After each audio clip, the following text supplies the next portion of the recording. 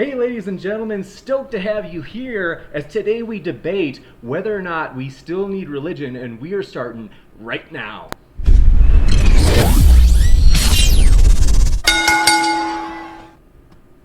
Hey everybody, thrilled to have you here for this very special Sunday afternoon debate. This is going to be a lot of fun. For me, these are honestly a blast.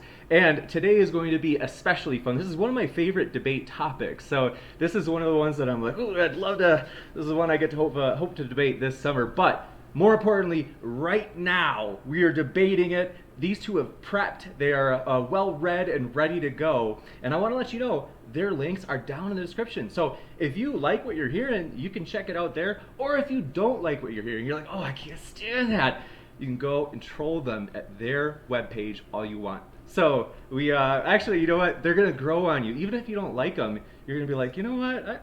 They're growing on me. I like these. So with that, don't want to take any more time. Want to quick let you know about the format. So today, what we're going to have is 10-minute openings from each speaker, then a 5-minute response from each speaker, followed by 45 minutes of open dialogue, and then we're going to have 25 minutes of Q&A. So, my heart's going. So, with that, I want to introduce our speakers. This is Nick, and Nick has links down in the description as mentioned, and he's just going to share just a couple sentences about what he's been up to in terms of projects. And Nick, thanks so much for coming on. This is the first time we got to have you, and we're glad you're here. Thank you very much for having me. I really appreciate it. Glad to be here. Thank you, SJ. This is, I'm delighted. My name is Nicholas Lamar Soutter. I am the author of The Water Thief, which was a rebuttal. It was a novelized rebuttal to Ayn Rand's Atlas Shrugged. I also wrote Confessions of a Sin Eater, the memoirs of a prison psychologist. He was a psychologist, did 10 years work at Walpole Maximum Security Prison. And I also own and run the Humanist Codex, which is a website of theistic and atheist arguments, and it's also a social networking site and support site for people who are struggling with deconversion from theism. You bet. Well, we're glad to have you here, Nick, and SJ, also looking forward to hearing what you've been up to. So thanks for being here as well, SJ. Thank you for having me. I'm really excited to come on. And I have to say, I listened to Nick chat a little bit about that rebuttal that he wrote to Ayn Rand's book. And so I'm somewhat familiar with that. And I find it very interesting. He looked at a different perspective with respect to sociology. I'm sorry, not sociology, I mean to say socialism. So I think that's pretty fascinating stuff. And I think that'll even be part of our conversation today, a little bit on socialism and capitalism, because I really enjoy that stuff. And so we'll be mentioning a little bit about that. And I got the color memo. Look at our coloring here, James. Do you see what you're wearing and what I'm wearing? That's the very, very sharp, SJ. I have to compliment you on that color scheme. I haven't. It's kind of funny that you're wearing the same colors.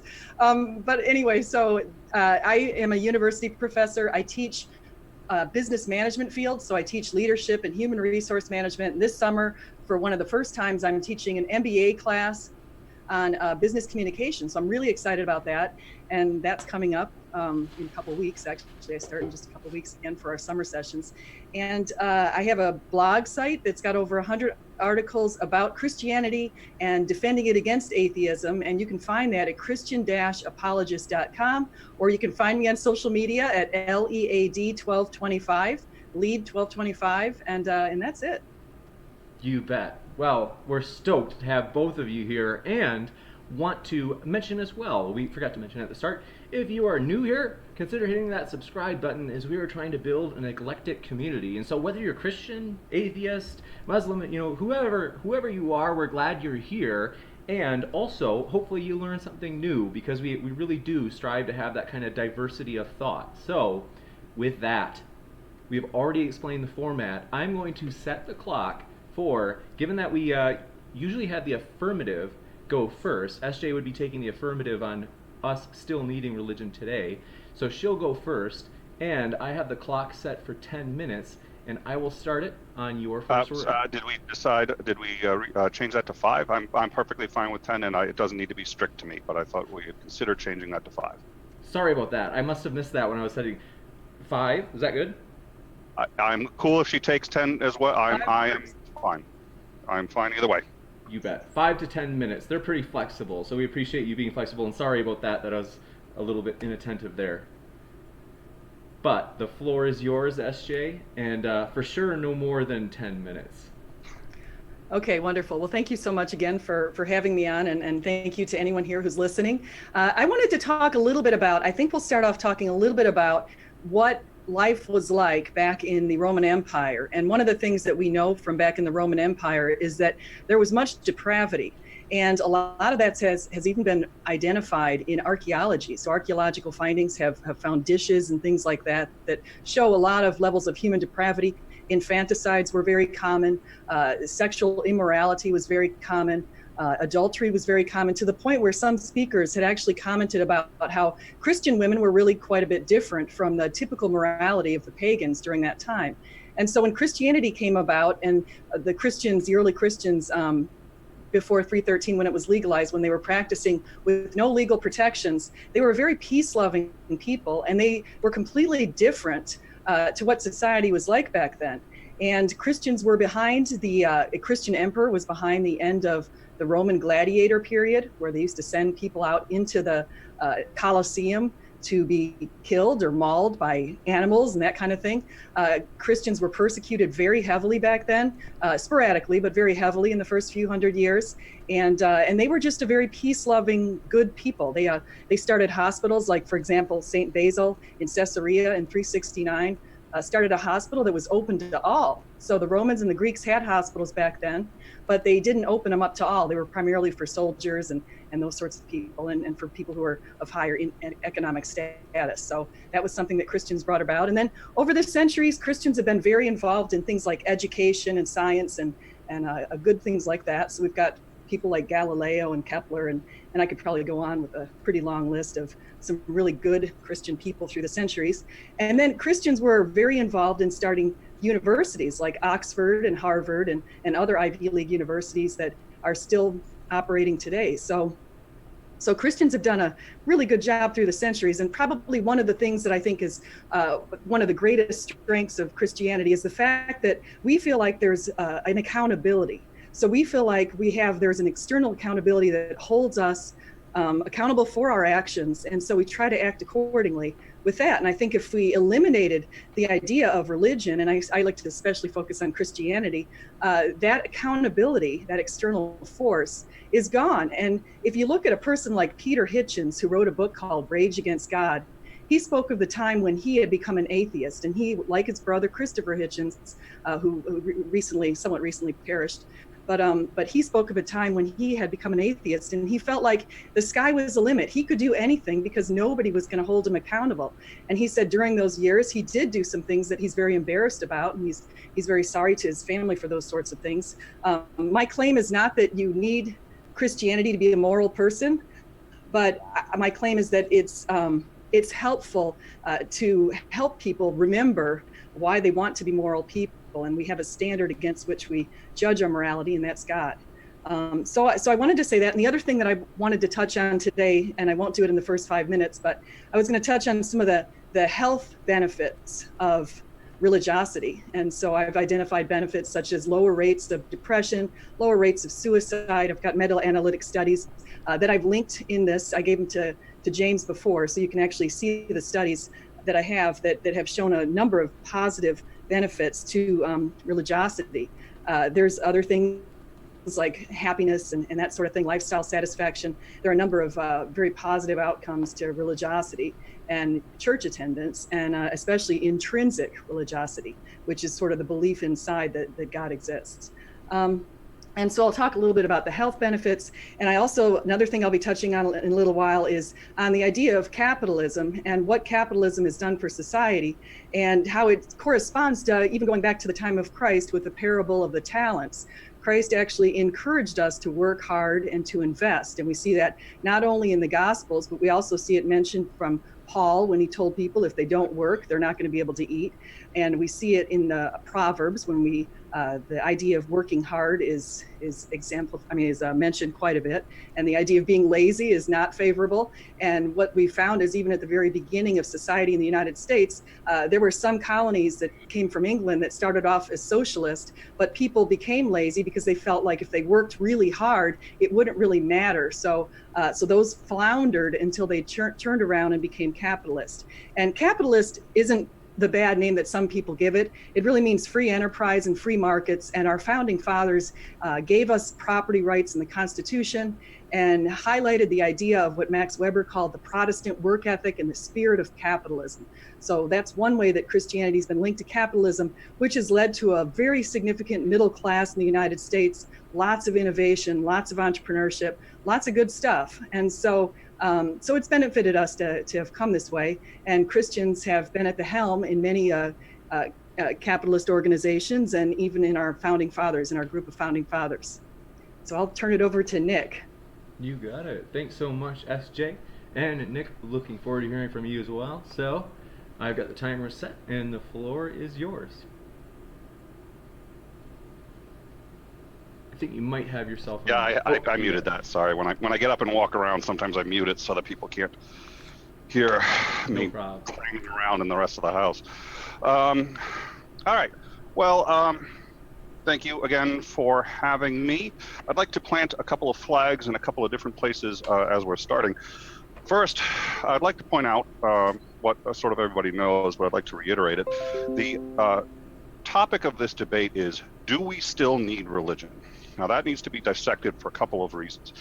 First is, and I find this interesting, it's probably not relevant, but the word still is in there, so it implies that we did in fact once need religion. And the reason I'm planting a flag there is because people who know me know that I don't actually believe that. And I think we probably never needed religion. But that's really off the table for this debate, and I am more than happy to, for the purposes of this debate, see, for argument's sake, that we did need it, because that is in fact sort of, it's a bit of a loaded question, but that's in there, and I agreed to it. So I am happy to, for the sake of argument, cede that point, but for the sake of those who are watching and who know me, I am not actually necessarily ceding that point outside of this debate, but for this debate, I certainly grant it. The other thing is, when we talk about, do we still need religion? The question there isn't, did we need it in the past? Again, I'm willing to, for the sake of argument, cede that, but that's not the question, nor does that need to be established. The question is, do we need it going forward? Now, in order for someone to make the claim that we need it going forward, you would have to say that religion would provide something that you cannot get outside of religion. If everything that religion provides, that we in fact need, can also be provided by other secular sources, then the conclusion must necessarily be, no, we don't need religion. Is it useful? Does it have some utility? It may well. I think, and I'm sure we'll get into that, but my belief is that whatever utility it has is outweighed by just the significant havoc it wreaks on society, and that in fact, our improvements in the human race, especially over the last couple hundred years, are exclusively due to us removing religion from the public sphere. In private, fine, but in the public sphere, the more we pull religion out of society, the better we do. And so not only do I think that it doesn't necessarily, all the utility can be gotten from somewhere else, I think that none of the utility is essential, and therefore, no, we do not need it going forward. But again, what its successes have been in the past are, I think, reasonably immaterial for that point. So, and then the only other thing, I think we may have some distinctions between deism and theism. I'm assuming that everyone's reasonably familiar with that, but deism being a belief in a higher power of some kind, and theism being a belief specifically that one can either interact or know this higher power and may receive instructions from that higher power. In this case, religion would probably cover both, although I do admit a significant distinction between the two in terms of the damage that they may cause. The other thing I'd like to point out is, as SJ said, I imagine we're going to stick reasonably to Christianity. Both of us are far more familiar with that. But this is not a debate on was Jesus real? Is the Bible real? These are tenets of one specific faith. And that is no more important than necessarily saying, was Odin real? The question is, do we need religion? So while I'd love to have a debate on the truth of the Bible, say, one does not necessarily need to establish that or refute it in order for this debate to have meaning and for us to address the central question. So I think that's it. Thank you. You bet. Thanks so much, Nick. And with that, we'll go into the 5-minute responses. So, do I get this right, the format for the 5-minute responses? I imagine the responses maybe take a little bit more time, take some of the time that we'd originally have. We're sort of winging it, and then we're going to have a discussion anyway, so maybe the 5 or 10 minutes for the responses is fine with me if it is with SJ. Deal. That's fine. We'll set it for 10. Thanks for your patience on me being a little bit scattered. With that, SJ, the clock is set for 10 minutes, of which you can use however much you want. Okay, well, Nick made a very important point, and he said, well, if religion is needed, then we should be able to point out to something that religion provides that if it's not around, that we won't have anymore. And so a lot of people who are secular humanists tend to say, well, we're humanist, and as we have our own human morals, and actually studies have indicated that secular humanists and even atheists also adhere to things like the Golden Rule. There's a study I've mentioned before on your channel by Kinnear and colleagues in 2000, and pointed out with studies of all the major world religions, and he pointed it out with secular humanists, the United Nations, and atheists. All of them focus on this idea that we should do something for the greater good, that we should be moral, basically, we should do the right thing, and that we should follow the Golden Rule, which is to treat others as we would want ourselves treated. So there's these objective moral duties that we have, and I would make the argument that without God, and I look at this from the theistic perspective, not the deistic perspective, but without God, we wouldn't have these objective moral duties to do what's right. And so if we go back and we look at where this came from, we have an objective moral standard, which I would say is God, and these objective moral duties that the entire world shares, where we know that we ought to be benevolent. And so the idea of benevolence comes from Schwartz. He studied that, and he was absolutely astonished in 2012 when he found that of all, thousands and thousands of people all around the world know that they ought to be benevolent. That is the highest moral value of all in every single country. And he was shocked about that. He wondered where that came from. And I would make the argument that that came from God. And I would also make the argument that if we look at societies today as far as needing a religion, and I look at the Globe studies, which is by House, Hanges, Dorfman, and Vippen. If I look at the Globe studies, which came out in 2004, I would find something rather astonishing, is which countries are in the Globe studies that happen to have the lowest levels of religion right now. So if you look at something like Germany, Germany has the lowest level of religion. It's one of the lowest levels of religion. China is actually the lowest, but Germany's right there. Gallup poll, World Value Surveys, other studies have found that a lot of Europe is becoming increasingly secular, where they call it Euro-secularization. And one of the things they found in these different cultures is the idea that changes have been occurring.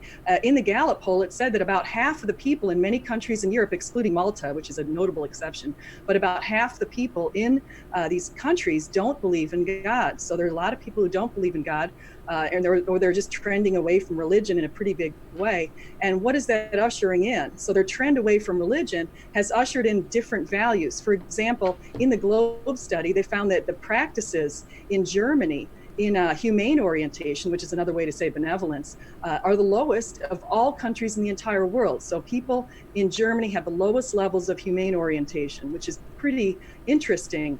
Other things that we've seen propping up in Europe that have been ushered in are more countries right now are opting for a pro-choice stance on abortion. We just saw that happen in Ireland. Transgenderism in children has markedly risen, where people are making more and more appointments to a shocking extent in places like the United Kingdom, which is, again, has become increasingly atheistic. Bestiality brothels have been popping up. Sex doll brothels, where people have these dolls that they go and have sex with in a certain room, have been popping up. So we've noticed a lot of very depraved practices that I would say remind me of what happened in the Roman Empire. And so this is what the outcomes are when people become increasingly atheistic. So I would say that we need to get back on our moral compass, pay attention to it, and follow it appropriately, because it's posing some pretty awful changes in the world. Gotcha.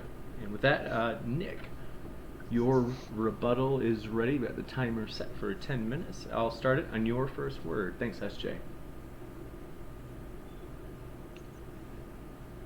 All right, thank you. A few things that I'd like to cover in that. First, on the opening. One of the interesting things that SJ said in her opening was, quote, "My claim is not that you need religion to be moral." Let me say that again. My claim is not that you need religion to be moral. So again, if we're talking about, do you need religion? Well, if you don't need it to be moral, then that is one area in which you can no longer claim we need religion, because I do agree that we need it to be moral. But if you don't need religion to do that, then you do not need religion. Now, I am happy to discuss whether or not religion has utility in that area. I'm more than happy to discuss that. But again, to the topic of, do we need religion? The second you say what she said in her opening, you do not need religion to be moral, it seems to me we've taken morality off the table for that discussion. But in dealing with a few other things, let's see. And it's bad when you cannot read it's bad when you cannot read your own handwriting.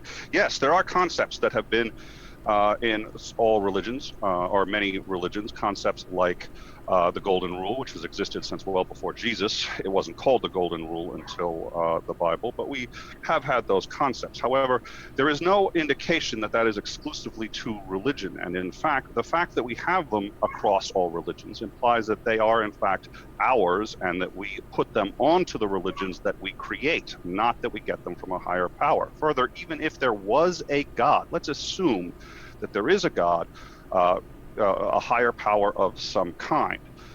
If there was no religion, that God would ostensibly still be there. So the question isn't, when we talk about morality, the question is, how would we behave without religion?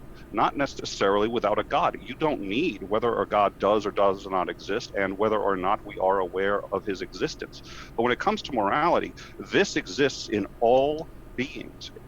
We all have a moral intuition that is relative to our intelligence. For example, and we collect these YouTube videos on the Codex, videos of animals doing selfless things. A horse feeding another horse that can't reach its food, so the horse literally passes the hay on. Which God did that horse pray to? When a dog dives across 4 lanes of traffic, risking its own life to rescue another dog, how did religion help this dog become more moral? When you have a bear that takes a crow that is drowning, birds can't swim, as it turns out. If a bird gets its feathers wet and lands in the water, it will drown. I've seen a bear literally scoop it up, free it, and let it go. Didn't eat it, let it go. We all have these instincts to be moral and to be selfless, and to have benevolence. It is not religion that gives this to us any more than it does to a dolphin that protects a swimmer from a shark. We all have this ability. We don't need religion, and SJ said as much in her opening. Further, I think I disagree with SJ's interpretation of the data. So we'll start with Germany. I do think when you talk about Germany, you may be cherry picking a little bit and just picking one country that you'd like to use, but we will start with Germany. Germany is not actually the lowest or among the lowest in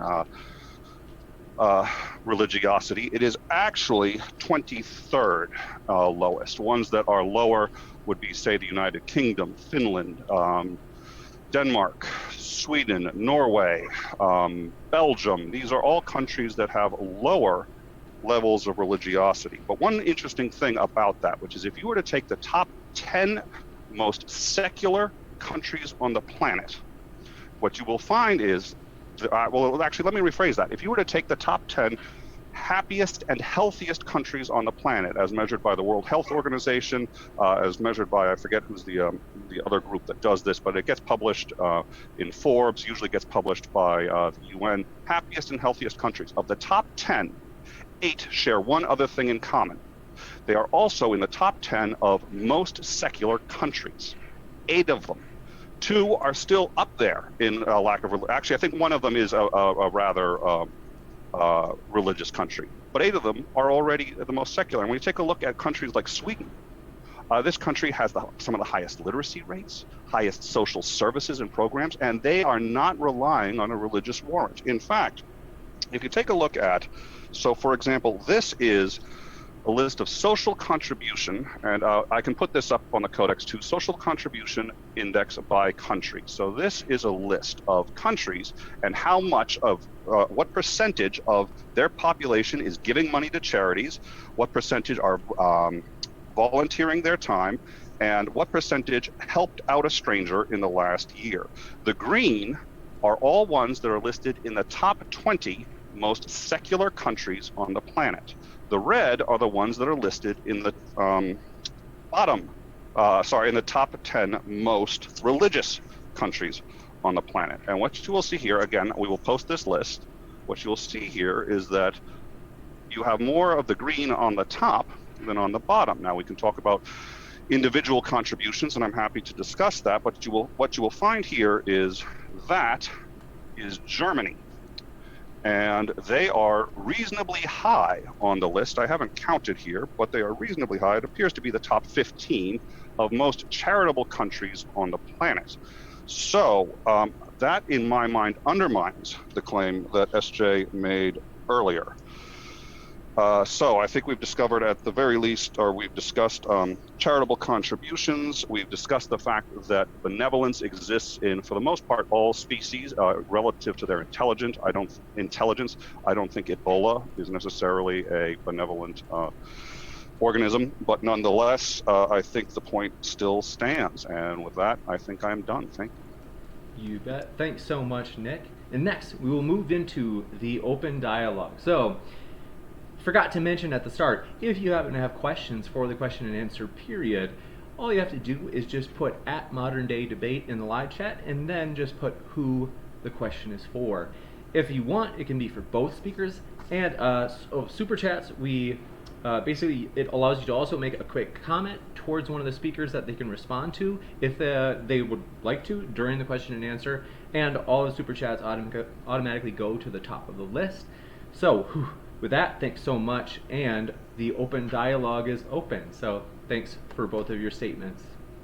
Great. I want to piggyback on what he said with respect to health, because I do have some studies that I think should be pointed out that were conducted at the individual level, because both Nick and I have been speaking a little bit at the country level. And I think it's important to mention things at the individual level, because oftentimes what's at the country level, looking at one factor might not be, there might be other underlying factors that help to explain some of the different things that we see. So at the individual level, Wu, Wang, and Jia in 2015 conducted a meta-analytic study, which is basically a study where you take a number of other studies and you put them together, of 2,339 suicide cases and 5,252 comparison participants. And they found that religion offered an overall protective effect. In fact, the sub-analyses further indicated protective effects of religiosity against suicide in Western cultures in older populations and in areas with religious homogeneity. There's also the National Center on Addiction and Substance Abuse found that adults and teens who consider religion very important and who attend religious services weekly are far less likely to smoke, drink, or use illicit drugs. Another study in between 2010 and 2011 by Jamel and colleagues found that in 2013, the study came out of 5,387 young Swiss men, and they said that young men who indicated that they believe in God are less likely to smoke marijuana, take ecstasy pills, or smoke cigarettes than their atheist or agnostic counterparts. Another study by Wallace and Furman, Hill, Burdett, and Ellison Music, Islam and Johnson, there's a bunch of different studies here, found that Christians, Jews, and Muslims in studies of youths and adults who scored higher in measures of religiosity were more likely to see their dentist, take their vitamins, and wear their seatbelts, and less likely to drink and smoke than their less religious counterparts. And then the final thing I want to mention is a meta-analytic study of 147 independent studies found that religiosity is positively associated with psychological well-being. It further indicated positive religious coping, positive God's concepts, and intrinsic religious motivation were negatively associated with depressive symptoms. So I just wanted to point out a few of the studies. I've linked a number of other meta-analytic studies in that in your on here on the video, but I just wanted to point out some of these findings at the individual level, because those are direct and correlational. Wonderful. So what was one of the studies? You said Wallace and Foreman, you said Wu and Wong, and then anyone else you mentioned? Yeah, so I've got Wallace and Foreman, 1998, Hill, Yes. Burdett, Ellison, and Musick in 2006, Islam and Johnson in 2003, Schmeli and Tamir, it's Shmueli, and Tamir in 2007. There's another one, Stark, 1971, Bergen, 1991, Wu, Wong, and Jia in 2015. And then last one with the meta-analytic study that I mentioned is Smith, McCullough, and Pohl in 2003. All right, wonderful. Now, did they find any causal links, or was this all corollary? It's in these kind of studies, when they do meta-analytic studies, you don't find causal results. You don't get causal results from effect sizes. So effect sizes are essentially correlations. So that's what you find in all of these kind of studies. All right, so you can't say that it was the religion that contributed to these benefits. No, you can say that, because when they do these kind of studies, they look at regression analyses in a lot of cases, and they come from multiple regressions. And in a regression analyses, you can look at the variance explained, and the religious components were the ones where the variance was explained. So the variance in these different things like depression was explained by things like religiosity. Well, and it was correlated with, even the variance, it's correlated with. It's not to say that, so for example, well, I'll get to that in a second. So it's still a corollary study. Do these studies actually claim causality in it, or is that something that you are now claiming, having seen the studies? I think you might be. Are you familiar with how you conduct a regression analysis? Not particularly.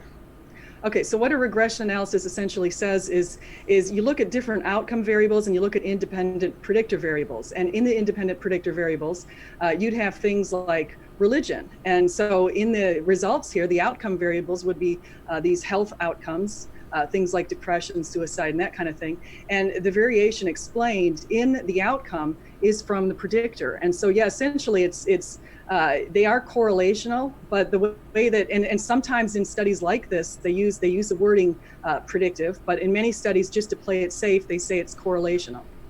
Okay. And they might say a positive correlation, and they look at variance explained. Okay, but so first of all, just to play it safe, well, if they need to play it safe, I think you probably need to go with what they say. Second of all, what I find interesting about that was you actually just sort of reiterated what a corollary study is, which was, you said they had one variable and then they found that by it you could predict the other, but that prediction does not mean it's causal. And here's how this is interesting and why this is interesting. If you tell me how many people, based on how many people ate ice cream on any given day, I can tell you roughly how many people died on that day, period. I can tell you within a reasonably good, less ice cream eaten, fewer people die, period. That's a fact. And I can predict, based on that ice cream, how many people died. It has nothing to do with the idea that ice cream is killing people. It has to do in general actually with the temperature outside. As it gets hotter, more people go out, they go swimming, they drown at beaches, they get hit by cars, they get into car accidents, all sorts of other things happen, including they buy more ice cream. But again, based on your model, presumably what I can do is say, hey, gee, tell me how much ice cream you've eaten, and we actually, again, model this on the Codex, put in roughly how much ice cream was consumed in a day. I can tell you how many people died. By your model, that seems to suggest that ice cream causes death. No, see, I wouldn't. I would actually say that's the findings with respect to ice cream and death are probably rather spurious. I wouldn't say. I would be surprised if you can find a study that does even a correlational, significant relationship between eating ice cream and death. We have it on the Codex, and I can. So you have a study that shows you that. Yes, and I can link to that. We have the actual numbers for that. It is correlated in this country. The amount of ice cream consumed is correlated with death, because there's a third factor. That means I'm going to live very long. No, it doesn't. I never because eat ice cream. It's not a causal relationship. But all right, so that's, I think, my first concern is I don't think any of these are causal, and you in fact said that one can predict the other, but that prediction is not a causal relationship. I can predict based on the motions of one planet or another where one may be, but that doesn't mean the planets are causing each other. Sometimes they can be caused by a third thing, such as the sun, when its influence on them. That's why the difference between correlation and causality is important. And again, a scientist has to get funding. They have to get money, and they do this by producing results, and the most results that they can produce. So while yes, they play it safe because they don't want to be called out for saying something wrong, if it's remotely possible to say it's causal, they would absolutely do that. And it sounds to me like none of these studies actually said it was causal. Well, and I'll have to go back to the studies to look at the exact wording in each of these, and probably would be helpful if you did that too before we both presume that that there's not a single study that mentions even predictive relationships, because I would be surprised if none of these studies mention predictive relationships, and that speaks to predictive causality. Doesn't mean causal. Excuse me. Predictive does not mean causal in any way. It just means that by knowing one value, you can predict the other. It doesn't mean one is causing the other.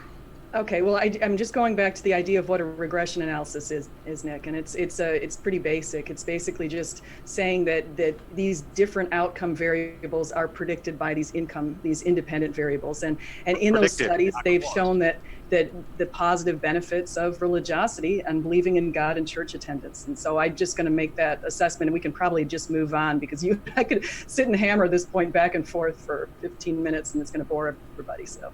Well, I think it's not an unimportant point, so let me actually cover a few things. So, first of all, I think you wrote an article on this. The article was Health Correlates of Religiosity and Atheism. And this, I think, is the article right here.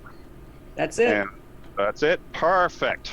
So, now a couple of things about that. And my printer died. I don't have all the papers out I wanted, but so you suggested, well, actually, before I get to that, so, okay, that's the study. A couple of interesting things. First of all, let's talk about, one of the things that I've done is I've actually read all of the studies that you just referenced. I have printed all of them out. I have read them. And I actually have quoted and related where in your article you reference them, including the claims that you have just made, and what the authors of those claims, the authors of those studies say. Now, first of all, in every one of them, they made a number of interesting claims, but none of them, not a single one, ever claimed causality. They all said corollary. And I noticed that even in this article, you say health correlates of religiosity and atheism, but you never actually say in this article that you wrote that one causes the other. The closest you actually came to was saying that that there is evidence to suggest that there is a causal relationship, but you don't actually claim that there is one. So you may be claiming one now, but it seems like when you wrote this, you didn't think you could support that claim, at least not in writing. And the reason I think that was probably wise is, so let's take a look at Shamil and Tamir, which you mentioned. Now here, you have them listed in the same way that you utilized it just now. Jews, Christians, and Muslims who scored higher on measures of religiosity were more likely to see their dentist, take their vitamins, wear seatbelts, so on and so forth. Shamil said that actually no, their conclusion was that, quote, religiosity had a consistent adverse effect on reported health among Israeli urban Jews between the ages of 45 and 75. Further, one of the other ones that you, Wallace and Foreman was a very interesting one, because I'm not sure you represented that study quite accurately, and here's why. They studied, first of all, only the extrinsic religious expression, that means going to church, and many of these, actually, interestingly enough, found that it wasn't the religion, and this is what they actually say in the study. It wasn't the religion, it was the social participation in going to church that people needed. For example, in one of the studies that you quote, let's see, Shayun Lim talked about that actually extensively, and I can quote her directly from the study, but she also did an interesting article saying that there is a secret religion in ingredient that makes people do better, and she posted or wrote to the American Psychological Review, and she said, our study finds compelling evidence that it's the social aspects of religion rather than the theology or spirituality that leads to life satisfaction. That's what she wrote. She also said that intrinsic can actually be more dangerous. Now, intrinsic being specific belief, and 3 of the studies that you quote actually say that intrinsic motivation makes people either more dangerous, more depressed, or less likely to do things such as use condoms, which is one of the interesting ones in Wallace and Foreman. If not required, people are less likely to pursue medical treatment, maintain prescriptive health regimens, or engage in practices that can reduce harmful effects, such as condom use. Now, that is for intrinsic, and most of them say that, and I can quote one of them, and I can send this to you if you'd like too, where what they suggest is that it's just like Durkheim predicted in Suicide. It is explicitly having friends. I think I said this. I missed this. We find that friendship is the secret ingredient. So it is the social engagement in going to church, not the religiosity, which many of these said actually had a negative effect. I think that covers those. I'll get to the others, but if you want to reply, I'll give you a moment. Sorry, I've been talking a lot. Oh, no worries. No, I'm actually glad you dug into those, because I think you're bringing up some really important points.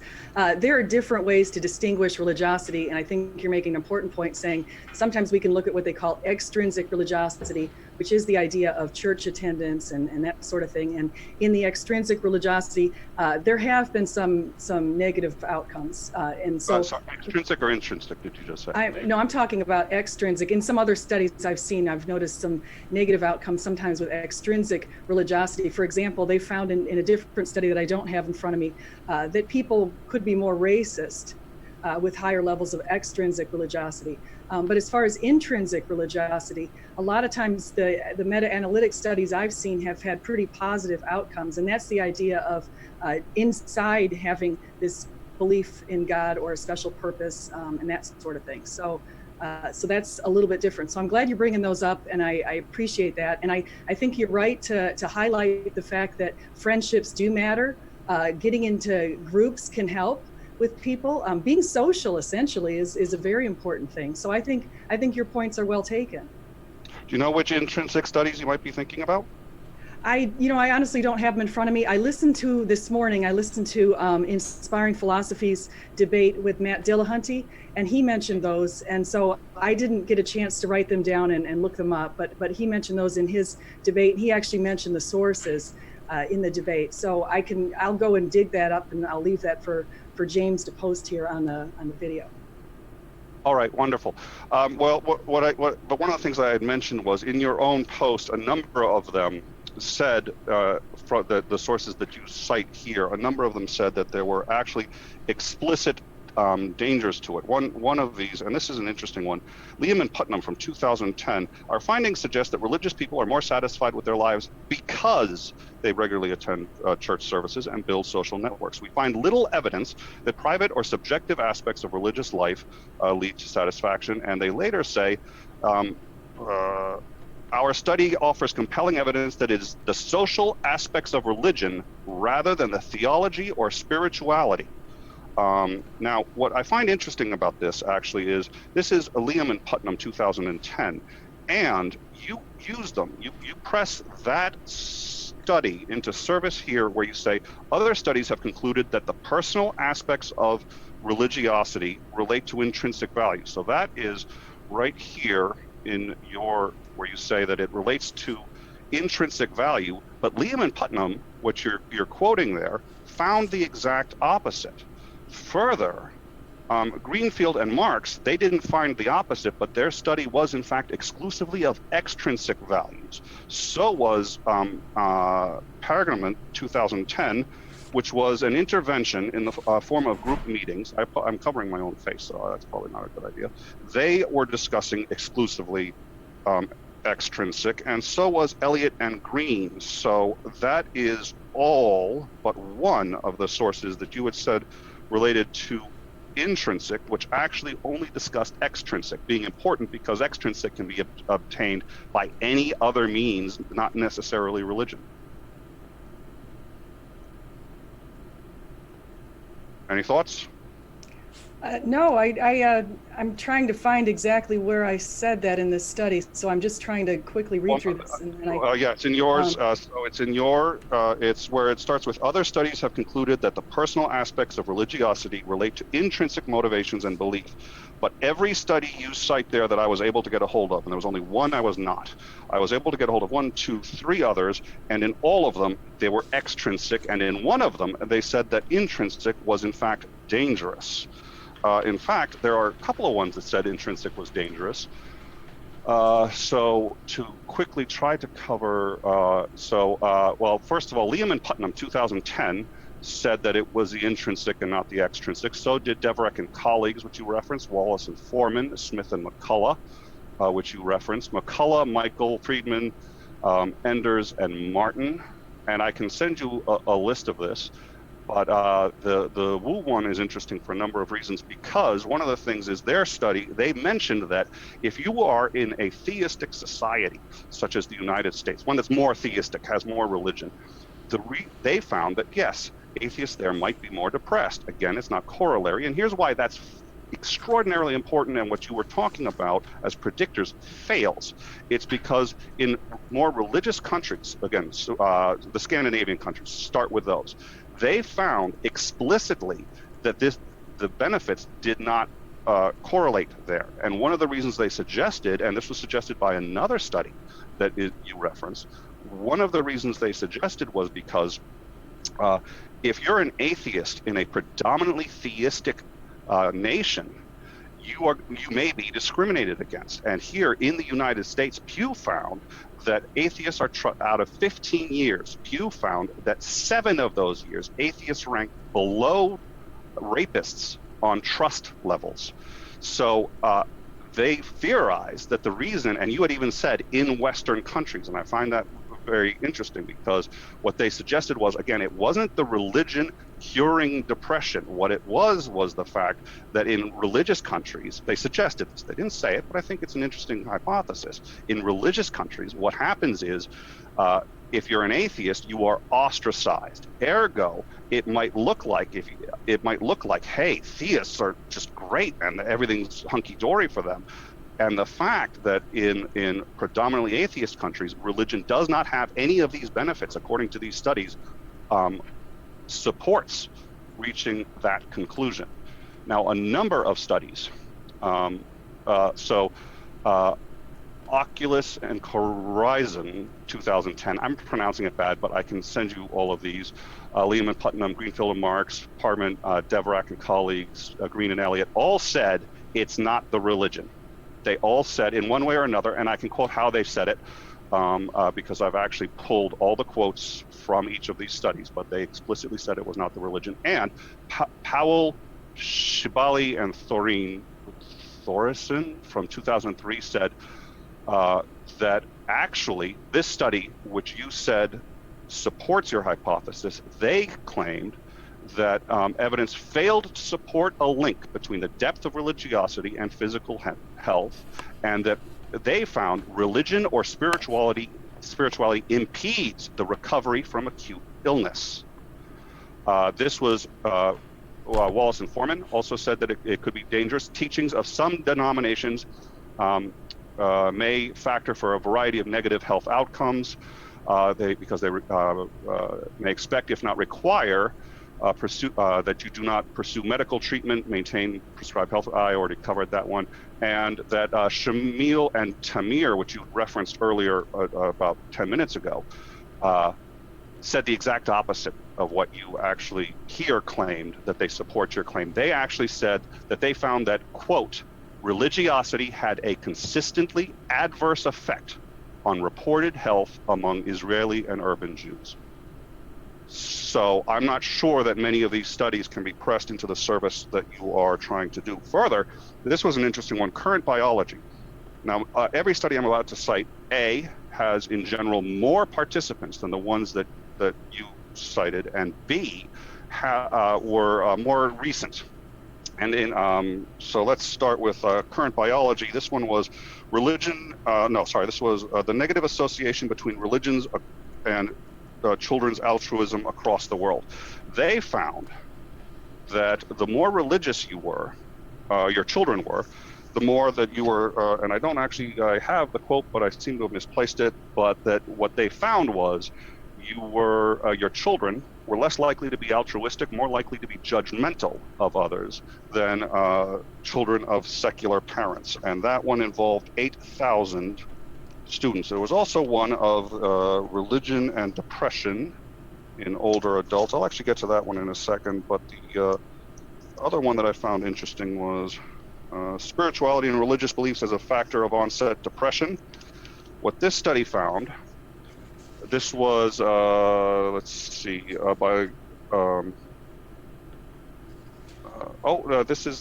this was a repeat of a Nazareth study. What they found, let me actually get to this.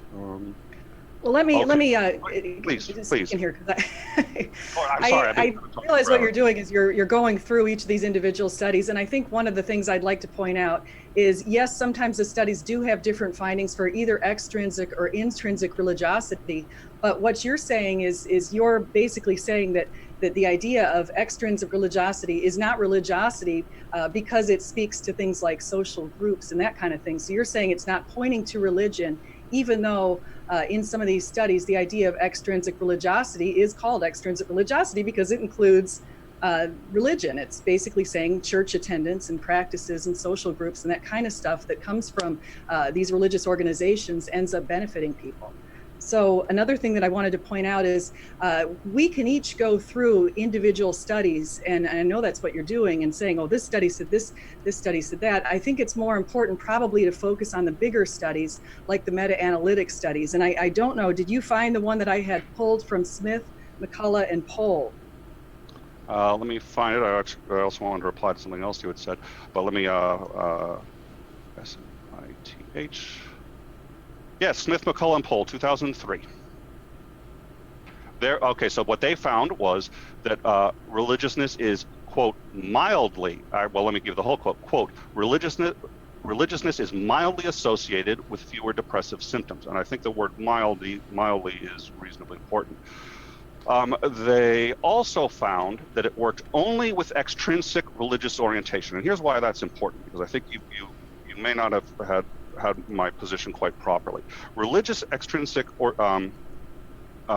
orientation basically means going to church and stuff like that. And the reason that's important is because if you're studying that, what you're really studying, according to most of these authors that they have said, like I said, I quoted one of them that said, what it is it's the friendships. It's the friendships. And I can get that going to a group of atheists. I can get that by going to the Faithless Forum. I can go that by all sorts of things. And one of the authors, I was trying to find it now, actually said that when they correlated or accounted for covariance, what they actually found is, yes, church does help because it's a social activity, but there are many other social activities that actually help more. So just because, yes, it's religion, but the question here is, do you need religion to achieve it? And every one of these studies either does not answer that, or in half the cases where they're actually discussing the extrinsic values, say that it is explicitly the social interactions, which is again what Emil Durkheim said about this kind of thing, about in particular suicide, but mental health in general, which is you need to have social interactions. If you have them, you're going to be healthy. just because you're having them in church doesn't prove that you're getting them from church. And none of these studies were willing to make that claim. And most of these studies said, we think it's just the social interactions. Now, Smith and McCullough, again, to finish that one, found that this is an interesting one. They found that with intrinsic motivation, that is to say, not interacting with people, but just the belief, what you said in your opening, you think that a belief in God, the grounding of that is what we need and is what causes the morality. What they found was that was actually, quote, associated with higher levels of depressive symptoms, which is also what Jaeger found in his 2006 study. In 2019, oh, sorry, 2019. That's what he found in the 2009 study. Let's see, and I think I may have accidentally cut off part of that. There's a lot of writing. And I know this may all seem pedantic, but if you're going to bring up these studies that support it, and again, so I've got also multiple studies here that are much more recent and with much larger groups that seem to suggest that religion is not nearly as helpful. One of the studies too that you had said, and I can find this and look it up, but I obviously have a number of studies here, but one of the ones that I found most interesting was you had said that they found that the extrinsic was helpful. And what they said was, yes, they found it helpful, except when they accounted for covariance. And once they did that, it was no longer helpful at all. And so I think these studies do not seem to suggest even that most of them actually state that they think it's the social interaction and not the religion. Many of them state that the intrinsic religion and beliefs are actually detrimental, and they cite that. And you can actually go through that evidence in their studies. And a few of them even state that there are other ways to get even more benefit than going to church. So it seems to me not only very difficult to sustain. And again, there's a modern one that says there isn't even really that correlation when properly. And the modern one, and I can look it up in a second, about the spirituality and depression, that was in Cambridge. What they found was that that correlation doesn't actually exist, and they account for why it appears to exist in the previous one. So first of all, I think that the idea that there's a correlation is difficult to defend. The idea that it's causal strikes me as extraordinarily difficult to defend. And the Wu one actually said it wasn't, and that you couldn't claim that. And I can quote theirs. So let me, because I feel like I'm not getting any chance to talk at all. You're right. My apologies. There's a few, you've made a number of statements, and I think, let me just go back and reiterate the fact that I told you that extrinsic religiosity and intrinsic religiosity, yes, there are differences. You're trying to split out the idea of church attendance as being something separate from being religious. And I do understand that the idea of being religious and religion and religious institutions, there are different ways to look at religion. The studies I have found have indicated in many cases that religion is beneficial, but as you pointed out, and I think this should be pointed out, different sects of, say, Christianity have different practices, and the ones that discourage people from using medicines, I agree with you, that would absolutely be harmful for people. And I would not support the idea of telling people not to go to the doctor or not to get medicine or treatment or for things like that. Another thing that you pointed out that I think is very interesting is, and I agree with it, I've actually found the same thing, is they have shown that in countries that are highly religious, or even in countries that are maybe more atheistic, conforming with the overall values of the country does help with happiness. So for example, if you're in the United States, where we happen to be 86% believe in a higher power or spirituality or God, when you're in a place like the United States, you tend to be happier if you're religious in the United States, and that's absolutely true. Whereas if you're in China, where 90% of people say they don't believe in God, you probably wouldn't be very happy if you said you didn't believe in God in a place like China. I should point out something that happened in the last century that I think is very important, that you might want to also speak to. You said, well, do we need religion? And we can look at what happened in examples in Cambodia and in Russia, the USSR under Stalin and Lenin. We can look at Pol Pot in Cambodia and Mao Zedong in China, and we can see the absolute devastation that resulted from these communist leaders who basically also were trying to run out religious institutions. And so 100 million, over 100 million people died last century, which is more than any other century combined over all of the other centuries prior to that. So if we go back and we look at what happened, and what's really interesting about that is Nietzsche portended that 50 years before any of it even occurred. So Nietzsche said, we've killed God, and he basically pointed out that we need God, and he the idea of a Marxist philosophy, Marx of course was an atheist, is something that did not work out to the societal benefits in the last century. And then my last thing I wanted to mention is you mentioned about atheists, people's perceptions of atheists. And the studies that I've seen on that is a lot of atheists also have those perspectives on atheists. I see Adam Friendon made a comment here that was kind of to that end. But the idea is, if you go back to, there's a person called Gervais, it's like Ricky Gervais, except for it's someone else, I forget the first name, but it's Gervais. And he did a study where he found that the perceptions of atheists were pretty negative, and even atheist perceptions of other atheists were pretty negative. So that's just something to mention. And then my final thing I want to mention is that atheism, the Pew polls have indicated that atheism has one of the lowest retention rates, and that people tend to become more religious as they get older. And I'm wondering if you want to speak to that. Like, for example, Antony Flew decided to get rid of his atheism when he got older, and he became, I understand, a deist. So that was kind of an interesting thing, just because he had looked at he just looked at what's going on as far as design and cosmology, and it led him to conclude that there must be a higher power. All right. Let me see. I was trying to write down as you were, and I didn't catch all of it. So as to Nietzsche said that we should have religion? Nietzsche didn't say that. He said that, in fact, I think I've got the exact quote. He said, he pointed out some benefits, and it's actually also in the article that you were quoting, but in his Will to Power, he said the benefits of religion, he said, it granted man an absolute value as opposed to his smallness and accidental occurrence in the flux of becoming and passing away. It served the advocates of God insofar as it conceded to the world, in spite of suffering and evil, the character of perfection, including freedom. Evil appeared full of meaning. It posited that man had a knowledge of absolute values, and thus adequate knowledge precisely regarding what's most important. And it prevented man from despising himself as man, from taking sides against life, from despairing of knowledge. It was a means of preservation. So I think that even though Nietzsche, of course, is an atheist, I think it was interesting that he was able to so clearly identify some of the benefits of religion. All right, and that was in Will to Power? Correct. All right. This is Will to Power. It is the writing by Nietzsche that you are quoting there. And I think what you will find, there is a reason, and you actually also said in your article that you were surprised he didn't take advantage of that, his belief, and become more religious. The reason is that's not really in context what he was saying. And in fact, what he says is that these moralities also include truth, which Christianity has died at the hands of. It turns Christianity against itself and the Christian God.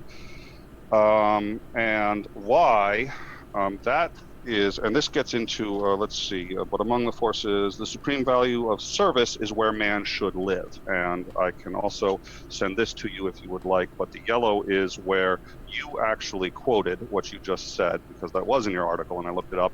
And the pink is the next few lines which explain that and explain why he is not actually using that as a compliment.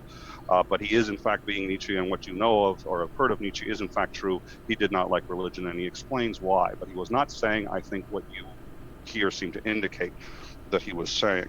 Further, let's see. You were talking about all the deaths caused by. Actually, I can get into that one in a second, because I wanted to get into church again. I am not saying that, again, all of these studies seem to indicate, and here is McCullough, Friedman, Enders, and Martin. They found that it was largely attributable to differences in personality traits, social ties, and health behavior, not religiosity. Evidence in Powell, Chabris, and Thorine, 2003, evidence fails to support a link between the depth of religious, I already covered that one, Valberg, Iowa. I do want to know why a lot of these guys have religious names like Shibboleth and Islam, but at any rate, let's see, health benefits of religious attendance have been explained by the larger social networks. So it's not the fact that it's religion, it's the fact that they're being together. And again, you can do that anyway. I'm not trying to say that religion isn't a good thing. I think it's great.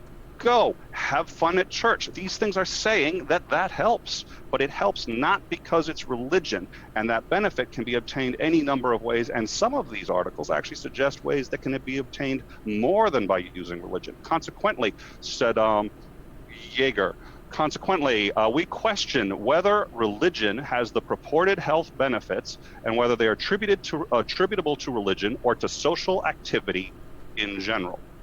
And so it seems to me, again, to be indefensible that it's the position that church makes you happy and have a good time. I think that's a defensible position. I think that's absolutely true. To say that it's the result of religion, none of these seem to support that, and most of them question or outright refute that hypothesis. And if it's the social activity in general, then I don't see why we need religion. Now, when you talk about Stalin, I forget the others that you mentioned. I think you mentioned Pol Pot. Let's talk about Stalin. Mao Zedong. Oh, please. Pol Pot. Okay. So let's start with Stalin. Stalin was ostensibly an atheist. I believe he was. There are some who now think there's evidence he wasn't. I think he was.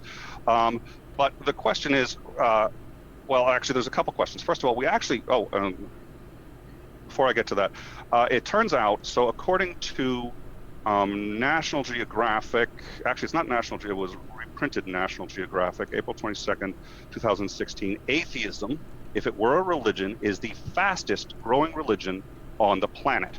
This does not suggest to me that it's getting smaller. Christianity is getting smaller, Islam is getting a little bigger, and atheism is getting bigger. So I don't think, and I can have the numbers for you on that in a second, but there are some very specific numbers, and it's been reprinted in a number of other, it's an easy one to look up. But atheism, demographics of atheism, number of atheists are on the rise. Okay, scientific. I agree with you. I think I made that point earlier. That's what's going on over in Europe, especially. Well, in Europe, yes, but I think not 2 minutes ago you said that atheists cannot retain their numbers and they're becoming deists and theists. That's what you said 2 minutes ago. So now No. are you saying? Can I clarify? Please. Okay, no, I didn't say that atheism cannot retain its numbers. Atheism, let me be very clear. Atheism is on the rise in Europe, and I pointed that out at the outset. I wanted to make it very clear that many studies, including the World Values Surveys and the Gallup polls, have indicated that there are more atheists in Europe than there have probably ever been. So I agree with that. But I have just said that over time, a lot of atheists, the retention rate isn't terribly high. I don't remember exactly what it is, but I want to say it's about 30%. And that's from the Pew polls. And so it's over time, even though the numbers are definitely rising, the chances are that many might go back to being a believer at some point later in life. That's all I'm saying. And I'm definitely not saying that atheism is shrinking in any way. My apologies, and you are correct on all counts. Atheism is on the rise. There is a tendency as they get older for some atheists to become deists or theists. That absolutely happens. Still, that the deconversion rate of an atheist to a theist as opposed to a theist to an atheist, the deconversion rate is at about 1 to 5. So for every 5 people who become an atheist, 1 at some point in their life becomes and actually I think it's 1 in 12. 1 in 5 is what.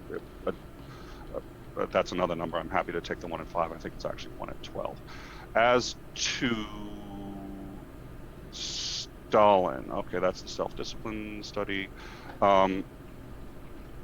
Stalin was an interesting one. He was an atheist. That is, actually, so first of all, we live in the most peaceful time in history.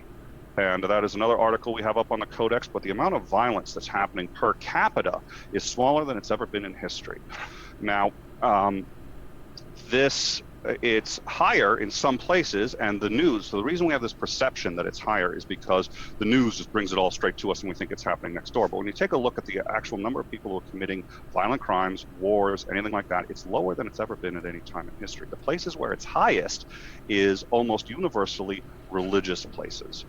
Now, yes, Stalin and Pol Pot did a number of terrible things. When you look at as a percentage of the population, they may have had some of the killed the most number of people. As a percentage of the population, it's a reason. Of the human population, it's not quite the same thing. But the other thing is, Stalin, for example, didn't do it because he was an atheist. Now, he did commit what has to be called genocide against religion, religious people. It's genocide, and it's absolutely, there's no excuse for any kind of badgering or attacking, or you can't know, and let alone what he did. But he did it because the Russian Catholic Church was the biggest single challenger to his power. Now, they actually weren't attempting to challenge it. They were on his side, but he knew they could change at any time, and he wanted to consolidate power. So he used atheism as a means specifically to attack religion. But there are two problems here. First of all, this isn't a debate on the difference between actually, well, no, you're right. This actually is a legit point, because the question is, what happens if we get rid of all religion? Does the world go to hell?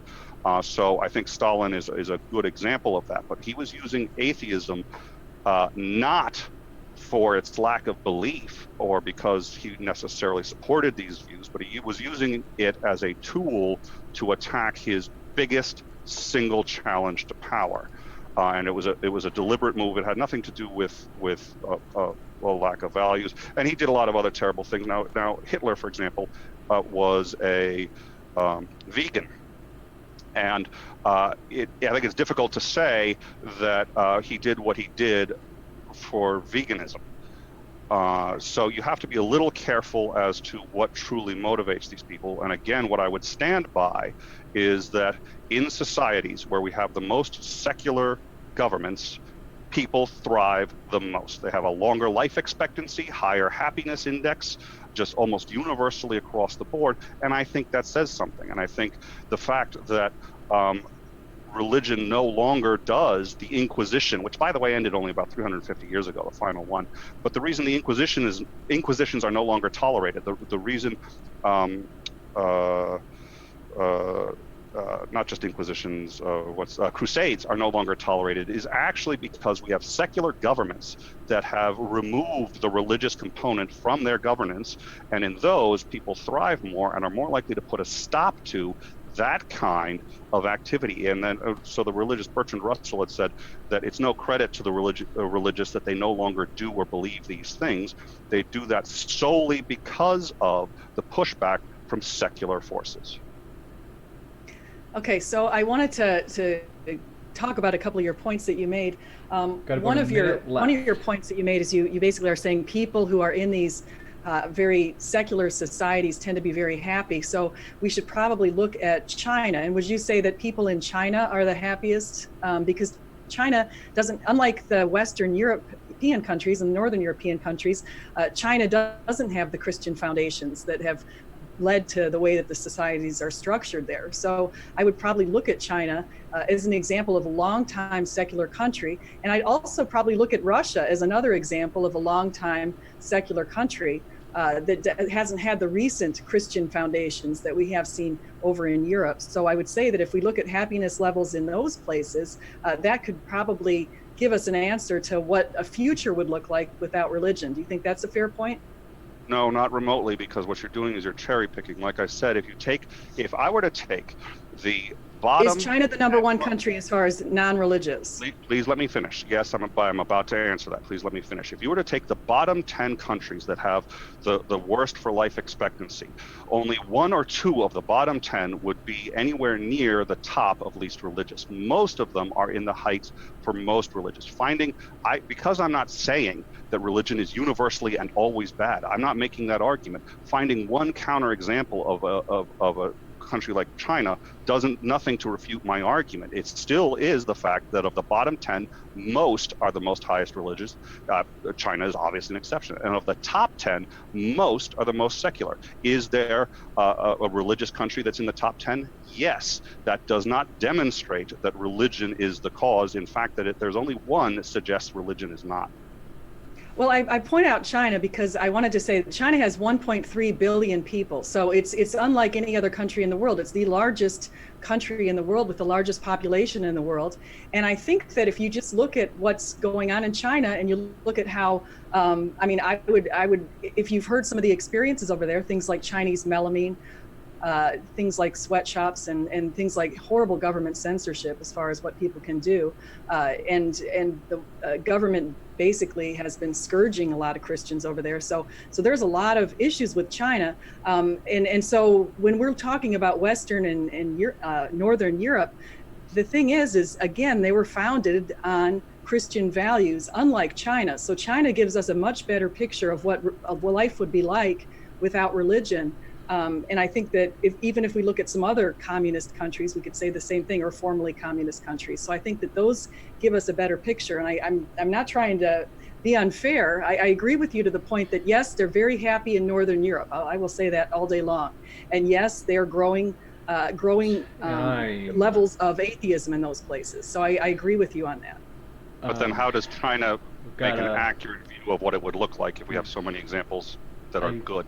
Forgive me, SJ, I gotta cut you off. I know that you got an answer that you probably want to give, but just so we can keep on moving with the format. With that, thanks so much, everybody, for your questions. And we are... Do we want to do a closing before the questions? I think we had said no to that earlier, but now I'm thinking it may not be a bad idea, but it's up to SJ. I have no objection, like a 5-minute close, or does anyone want that? Or it's up to you both. I think it would be warranted, but I'm also happy to go with the questions either way. I think we could go back and be repetitive. I think it might be better just to get to the questions, actually. Let's do that. You got it. Thanks so much. With that, well, new subscribers. Scientist Mel saw you subscribe. Thanks so much. Glad to have you here. And if there's anybody else that subscribed, sorry if I missed it, but we're glad to have you here, whether you're Christian, atheist, no matter who you are. So, Adam Friended, thanks for your super chat. He said, "Go SJ, hashtag atheist for Jesus." So you got a fan out there, SJ. And Brian Stevens, thanks for your super chat. He said, "Controlling for multicollinearity and showing that all lurking variables have been removed is something a study can't do. You need an experiment." So I think, I'm not sure who it's for, I think both sides maybe used corollary data. But so if whoever wants to respond, you can. I have no comment. I was going to try to say something clever, and I realized I don't have anything. Gotcha. Okay. And then, SJ, if you want to, you can. Otherwise, I can move to the next one. Yeah, I don't really have a comment on that either. Gotcha. Brian Stevens, thanks for your other super chat. He said, multivariate analysis would allow us to calculate the R-squared you mentioned. And R-squared, for those of you unfamiliar, would be how much... I'm going to try to put this in a way that's simple. If you're trying to predict happiness using religiosity, R-squared is, simply put, the amount of the variability in happiness, or the difference in the amount of happiness that people have that's explained by your predictor variable, in this case, example, religion, or it could be atheism, or whatever you want to use to predict it. Multivariate analysis would allow us to calculate R-squared, you mentioned, and the root mean square error for our model. We cannot draw a link between causation until we run a designed experiment. So, if you want to respond, Thank you, Brian. Because you see, Brian is a statistician, as I understand. He teaches that at the college level, so I'm glad to hear Brian's comments on that. I want to thank him for that. Well, one of these studies was an experiment, and it was reported as a study, but it was actually an experiment. It was a therapeutic group, and they reached the same conclusion that I've said before, and again, I can make this available, but their conclusion was that it was the interconnectedness and the engagement that was healthy for people, and not the religion per se, and that you could get that engagement from anywhere. One of these studies, a couple of them, found that the R value was, if I'm using it correctly, 0.91 in the correlation, which I think is a correlation, but a very low one was the ones that they found. But, it depends on the sample size. Okay. Well, you know more than I do then. Let's see. Next one, and thanks for your super chats and your responses from the speakers. So, Scientist Mel said, pool deaths increase with Nick Cage film releases. Thanks for that super chat, Scientist Mel. That's right. I forgot about that. She also said, in another super chat, thanks Scientist Mel, she said, motorcycle deaths correlate with cheese purchases. And another one, marriage rates in Kentucky correlate with boat drownings. Don't want to get married in Kentucky. No, you don't. Well, again, that's the point. And what was the other correlation? I'm trying to remember. There are a couple of really bizarre correlations. If you knew I was being, hopefully you guys knew I was being facetious. The last one was, she said, hope we have learned that correlation does not equal causation. So if either of you want to respond to that, you can. I agree. A couple of these studies warned against drawing causal conclusions. One of them, the one that I think was sort of the most important, was the Wu study, and one of the things that he said was, this is so complicated, you really, and because it has to do with social context and who else is in the society. If you're in a predominantly Christian society versus predominantly atheist society, determines how these actually interact, and that no mental health professional should ever make recommendations on religion based on simply these studies. And I thought that was an interesting and important assertion, and certainly not one of these studies claimed in any way that there was a causal relationship. And I didn't either, Nick. I just wanted to clarify that. I also did not say there's a causal relationship. I just said that, as you pointed out very rightly, in my title even, I called it correlates. So I did not make that claim. You did about 6 minutes ago. 6 minutes ago. Well, one thing I think that's very important to mention is that, and you have mentioned it, is again, like, we distinguish the idea of extrinsic and intrinsic religiosity, and the idea that that some of the religious practices that are done in these places, like you mentioned, social practices and that kind of thing. The thing is that you're mentioning is, can they be done elsewhere? Well, sure. Yeah, you could go to the United, what's it called? There's a church that I know atheists go to sometimes. That's kind of a universalist type of church. And yes, you could. There's probably secular humanist organizations. In fact, the American Atheists I know just did some sort of voluntary work at their Easter event, and so they were giving out soup and doing things like that. That they were replicating some of the things that they typically see in churches, and so yes, we do see that kind of thing. So I agree with you that social groupings, social interactions, positive friendships, all that kind of stuff can also occur outside of the church. I'm not saying it can't. I just want to say that religious institutions in these studies, that when they looked at what they call extrinsic religiosity, in some of the studies, they did find some pretty positive outcomes. Okay, but if you can do all of it without the church, why do we need religion? Well, I think if we go back to the beginning point that I made, is I'm looking at where things, if you say we don't need religion, we have to be able to look and say, are there things that are not around without religion? And two very important ones is the idea of external accountability, that I think binds people and helps people to make proper decisions even when others aren't watching. I think that's very important, and that would not come without God. And I think another one that's very important that would not be here without God is the idea that we have objective moral duties to be benevolent and to help the environment and to look for a greater meaning and purpose. And so I think, and the studies have indicated that. So I think that when you just look at those sorts of things, we've got two very important factors that are impacting all of humanity. And just like you pointed out, when I said at the front, atheists can be moral. If they don't believe in God, can they be moral? Can they have moral practices and moral actions? Well, that's the beauty of the whole thing, is that we all have this moral conscience. And I think that just helps underscore my point that there has to be an objective moral standard and a moral lawgiver for us to all have this moral conscience. Even if you don't believe in the moral lawgiver has implanted that moral conscience within you.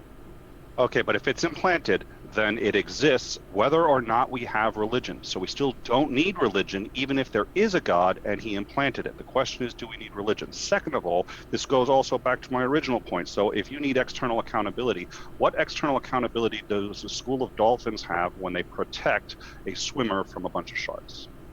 You see, I would say that since God made dolphins and that sort of thing, I see no reason why we wouldn't see animals engaging in benevolent practices. But I can also say that animals don't have a moral duty to do anything. They forcibly copulate each other, they kill each other for food and that sort of thing. So animals don't have that moral duty or those moral oughts that humans have. Humans are uniquely positioned with these moral duties.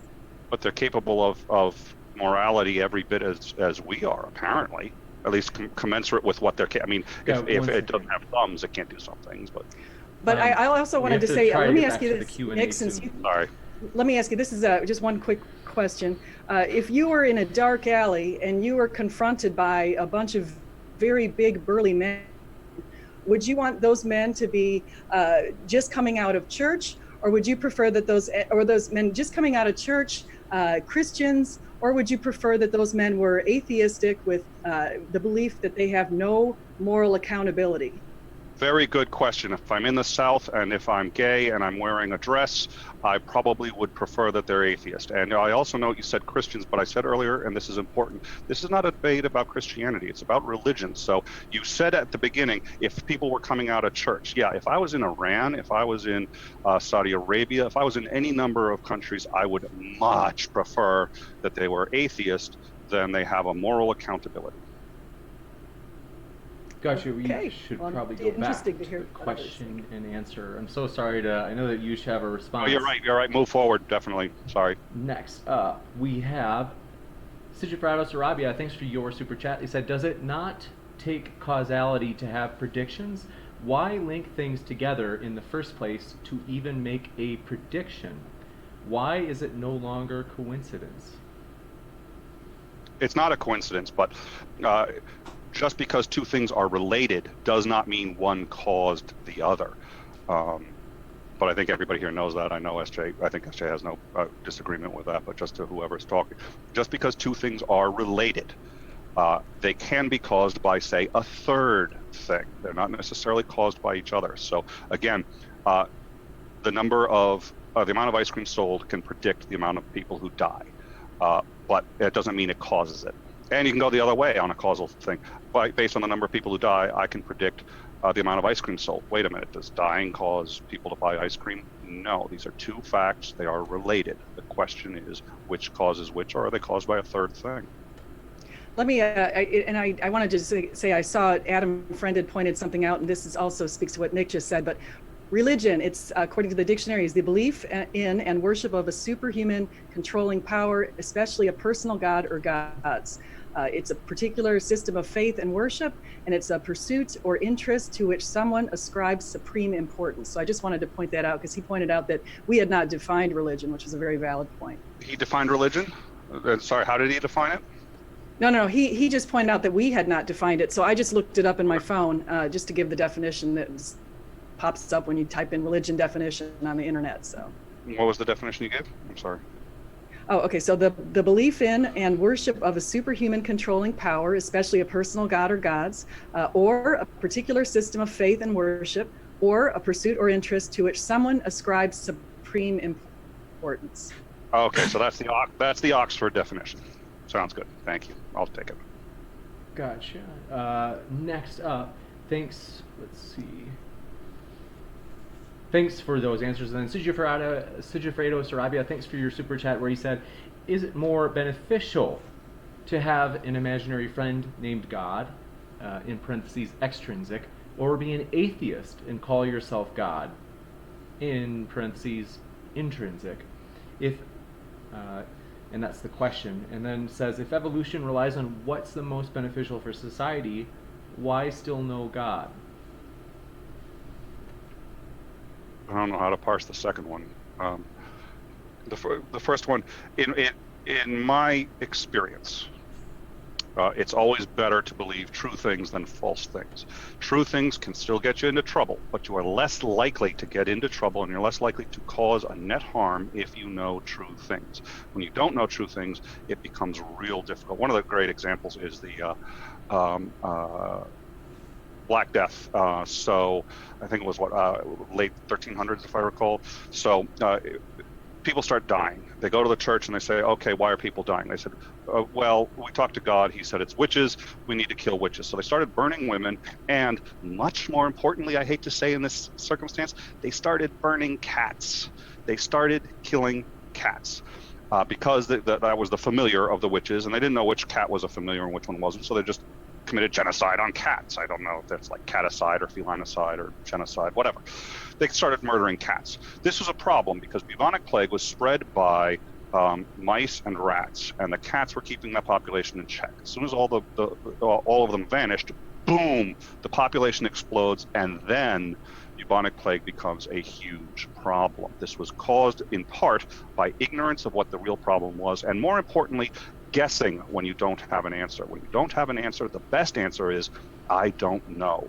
A guess is more often than not worse than not having an answer. And I like the point that he made. I think the truth is very important, and it brings back a nice phrase from the Bible that says, and the truth will set you free. Gotcha. Thanks so much. A lot of good lines in the Bible. Next up, Cesar Prado Sarabia, thanks for your other super chat. They said, SJ, 12 religions that believe in God in book. Which is true? Why Christianity outside biblical sources? And then it says, why not kill for it? Because in God they trust. Hashtag Isaac. Well, number one, it's the idea that Jesus came down here. Jesus is very unlike any other religion. So in the Christian religion, we actually have a representative who came to the world and made it very clear to everyone that he is the Lord, he is the Son of Man.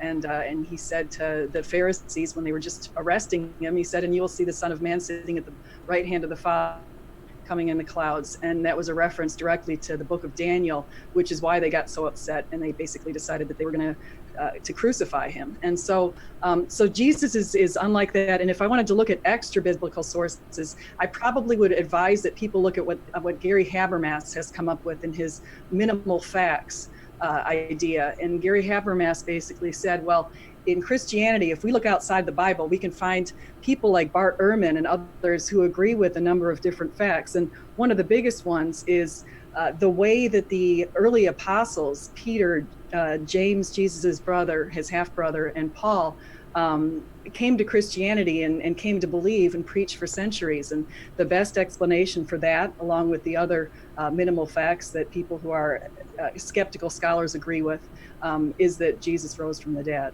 So just looking at Paul, who was once Saul, he was on the road to Damascus. He basically had a conversion where he said he saw Jesus, repeated that in 1 Corinthians 15. He also mentioned that in Galatians. And then if we look at Peter, who denied Jesus 3 times, and James, who thought Jesus was beside himself and tried to get him to stop his ministry, we look at that kind of thing and we ask, well, why did these men do what they did?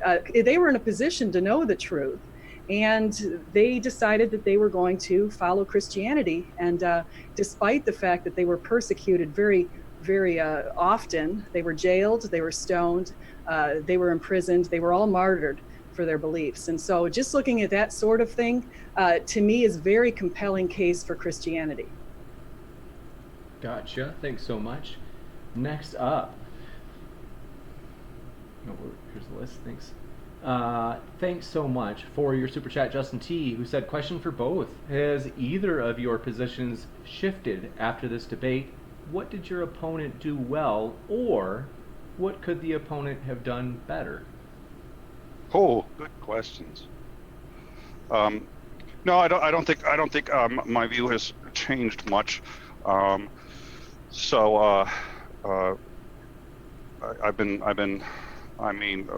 wife or my girls like to play practical jokes. So if they spike this with LSD, if I suddenly say I've been converted, the chances are something's But no, it hasn't changed much. I think a number of things SJ had done well. I think in particular, I do think it's worth discussing the negatives of atheism. I think to say it doesn't come with negatives is a really foolish position. I know atheists who take that, and that's just simply not true. I'm also not sure, though, how much that's necessarily relevant to the debate, because that's not directly, I mean, it's tangential to the debate topic, but I think that would have been an area to explore a bit more, just what are the harms of atheism. But I think that's where she could have maybe done some more work. Got it. SJ? Good. Well, I think I like how Nick actually went and found all those studies that I'd looked up, and he looked at the full studies, and maybe I had cherry picked some results, and I'll be first and foremost to admit that. I'll go back to the studies and I'm going to look through it, given what Nick said about those, and see exactly where it's coming up with what he said. And my computer basically took a nosedive, my initial computer, and I lost my hard drive in January, and so I had to get another computer. And I'm pointing that out because I don't have really quick access to those studies that were in my other computer before this happened. So I'm gonna have to go pull them off from the library and look that up and make sure that his points that he made were actually exactly what was said. So I wanted to say that's a great idea. I'll send, like I said, I'll send it to you, and I'll send you my notes, because I have extensive notes and quotes and page numbers and all that other stuff, so I'll send it to you. But they say to error is human, but to really foul things up requires a computer. Yeah, my computer, everything gone. I lost everything. Even I lost my, what did I lose? I lose my dissertation. I lost everything. So it's, I lost some studies I was doing. I wasn't able to recover a lot of stuff. It was pretty bad. Sorry to hear that. That's a bummer. We just to jump to another one. Brian Stevens, thanks so much for your super chat. He said GPH is against an offensive war on Al Qaeda. No idea. GPH? I think it's somebody else in the live chat. I think he's headhunting, but so if you don't know how to respond, you don't have to. Sigifredo Sarabia, he said if debate was, do we still need atheism? Why false? If the debate was, do we still need atheism? Why false? I don't think we have necessarily needed atheism in the past. I think that we would have benefited from it.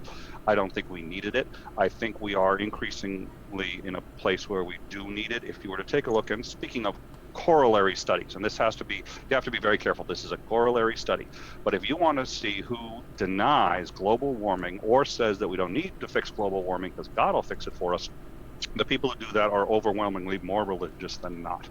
And they either don't understand the science or they deny it for one reason or another. And that's a corollary study, so you can't say that religiosity causes denial of global warming. But global warming has a less than zero chance, in fact, a reasonably decent chance of wiping out the human race. We may no longer exist anymore if we do not fix the problem. And the biggest indicator of why we are having a hard time getting traction is because there are people opposing it, and the people who oppose it are overwhelmingly religious. And that is a very good, but not the only, example of why religion is actually starting to become a very serious problem that we are going to have difficulties with. So we may not have needed atheism, but I think it would have helped, and we need it more and more. Okay, so I wanted to speak to the only major secular societies that have promoted atheism in the last century, and what I brought up before with respect to Cambodia, China, Russia, and other countries like that, is we've seen the devastating impact of having an atheist communist sort of a leader. And so atheists tend to align with communism, and we've seen that communism fails time and again. Communism fails basically because people do not have the incentives or the motivations to do their very best work.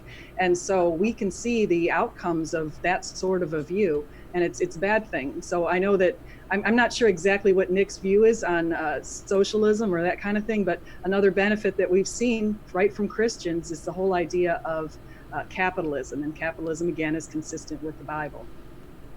Gotcha. Thanks so much. Next up, let's see. Scientist Mel said, secularity encourages education. We need an educated population. I'd like to actually Christianity just one encourages comment on that too. Think about the starting universities. So we have Oxford, Cambridge, Harvard. I could go on and point out all of these major universities that started from Christians. And Christianity absolutely supports the idea of an education. In fact, if you go back and you look at where some of the things that have guided society are, we can look at Martin Luther basically as being somebody who promoted the idea of education. We can look at Martin Luther basically said he wanted to have compulsory education for all. That was something that he pointed out, and James Eller and Harry Good pointed that out, that he made that claim. So Christianity absolutely is consistent with education, and the education of women. That wasn't something that we saw back when Christianity first came about. I'm going to disagree. I know it's a shock to everybody. I'm going to disagree, and here's a couple of reasons why. Yes, I think in many cases Christianity has been pro-education. Islam was actually much more pro-education for a good deal of time until they banned mathematics. But before that, Islam was leading the charge into education and investigation, mainly because the Prophet Muhammad required that we investigate the universe. So, hey, these things are good. Again, would we be investigating without religion? No. B, I think you're going to find no more opposition to education or investigation, scientific investigation, than religion. They don't necessarily object to all of it, but certainly anything that even remotely begins to touch on or contradict either the Bible or some sort of, or the religious establishment or anything like that, is fiercely and viciously opposed. The opposition to evolution, which is absolutely a fact, and there still is opposition, but at least the Catholic Church is on board. But before they were, the opposition to evolution and to established facts and to what we're finding is fierce, and it is based exclusively on, those specific objections are based exclusively on religious warrant. Gotcha. Thanks so much. So I wanted to. I'm so sorry. Just to keep moving through the questions. Okay. Is that I'm going to try to. Scientist Mel got that one. Sister Fredo Sarabia said, "Is atheist American, or maybe it's is America atheist if it's not quote unquote one nation under God?"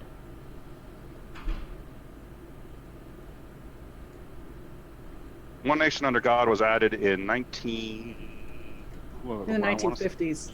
1950s. All right. So, and I think a number of the founding fathers were at a minimum deists. A number of them, what was it? Thomas Jefferson? Who I should find a quote because it's a worthwhile quote. But a number of them said that they really actually detested religion, that you should. Thomas Jefferson questioned with boldness even the existence of God, because if there be one, he must approve of the homage to reason more than that of blindfolded fear, which, by the way, is not necessarily, I do think there are Christians who as well see that as a legit thing. I think that's good. But yeah, we were not founded as a Christian religion. Did Christianity maybe contribute? Here's one of the other interesting things. What if Alexander Graham Bell hadn't have existed? People say, oh my God, we'd never have had the telephone. What if Darwin hadn't existed? We'd never have found evolution. No to both those claims. Alexander Graham Bell beat Elisha Gray to the patent office by 4 hours on the telephone. 4 hours. And another 4 hours, somebody else would have gotten credit for the telephone. Darwin, who was the other guy? I forget who the other guy was. Short and pithy as possible. Sorry, I don't mean to cut you off. Just all right, sorry, almost done. There are always other people doing. If Jesus hadn't have come along and put forward the ideas that he did, somebody else would have. And many of his ideas he took from people who had come up with the ideas before. Gotcha. Thanks so much. Next up. Sorry to rush you guys. I know I've been interrupting. I hope you forgive me. I'll be faster. My bad. No, I'll be faster. Sorry. No, you're all right. As Movie Theory said, Lim 2010 said, quote, though a high number of secular friendships were associated with life satisfaction, church friendships seem to involve something that lifts satisfaction more. End quote. Nick quoted Lim 2010 earlier, but left this out. Cherry picking, and they put in caps. Oh, Nick, you're doing it too. No, I beg to differ. First of all, if she did say that, that would be great. Again, what Lim said explicitly was it was friendship that was the missing ingredient. And there are other studies, and in fact, actually, I thought it was Lim. I'm going to look that up now because there was one of the studies, and I thought it was Lim that said that. So yeah, we find that friendships are the secret ingredient that make people happier. Our study offers compelling evidence that it is the social aspects of religion rather than the theology or spirituality that leads to life satisfaction.